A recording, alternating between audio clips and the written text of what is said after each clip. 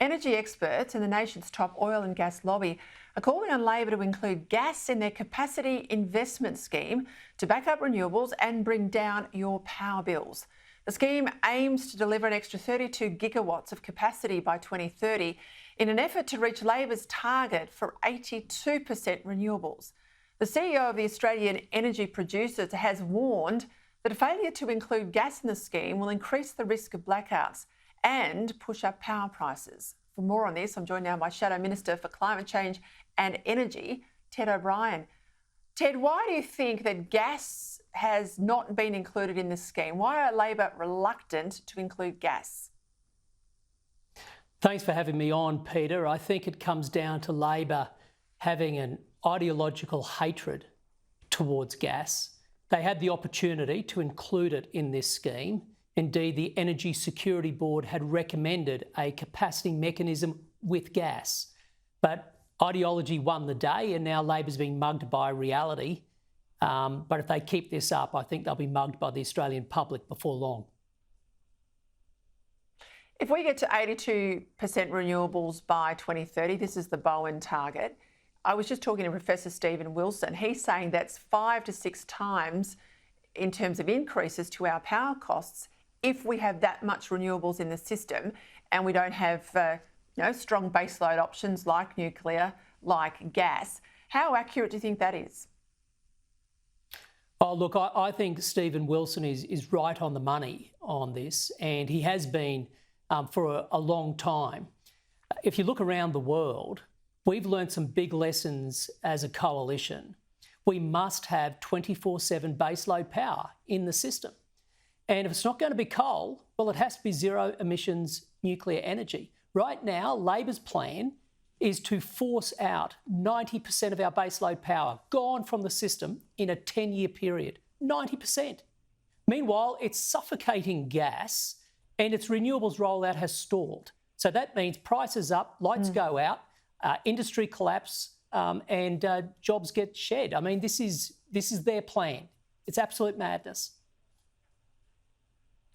Analysts at UBS today, backing in those comments that you're making there, they're saying our power prices are going to skyrocket, as if they haven't skyrocketed anyway, but they're headed, north again as we start to close these power stations. I know we're keeping open Liddell, but many others are going to go, certainly before 2030. Prices will increase. This week the government thinks it's bought off voters with its $300 power bill handout, but that's been swallowed by all the increases to date. I mean, do you think Australians can be won over here? I think Labor's plan is to treat Australians as idiots, but I think they underestimate the everyday Australian. We all open up our power bill, and every single time it keeps going up. And Peter, you referred to that UBS report. So they come out, and it was released today, that power prices will probably increase by up to another 50% in Australia, up to another 50% by 2029. And yet Albanese and co are saying to Australians, don't you worry about that. We promised you a $275 reduction in power bills, and that was to be forever. It's coming down. Right now, Australians are paying among the highest electricity prices in the world, and all independent reports say it's going in one direction. It's still going to go north. Andrew Clennell was making the point at the top of the show. I mean, we talked about the news poll from yesterday, the Essential poll today, and he's saying one of the problems the coalition's got is it makes a big policy announcement, drops it, moves on, and then they're not in the game of that repetition of message to cut through. Now, on the issue of nuclear, I can guarantee you inside the party room, you've probably got some colleagues to say, gee, Ted, talking about nuclear has meant we've dropped some numbers in the poll. Are you under pressure not to talk about nuclear now that the policy's out, or are you going to run this all the way through to election day? Oh, Peter, we'll run this all the way through to election day because we know that this is in the national interest. We need a balanced energy mix. If we want to ensure that Australians get cheaper, cleaner and consistent 24/7 power, then we need that balanced mix, and that includes zero emissions nuclear energy.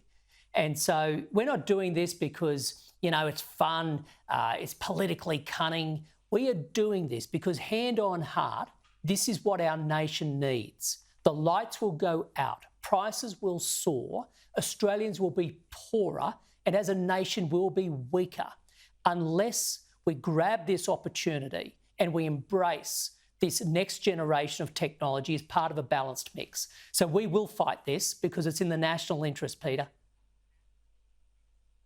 Good on you, Ted. Some of the names mentioned to me were the same that used to say to us we couldn't win an election opposing a carbon tax. We won in a landslide, so all strength to your arm. You've pleased me enormously to say that.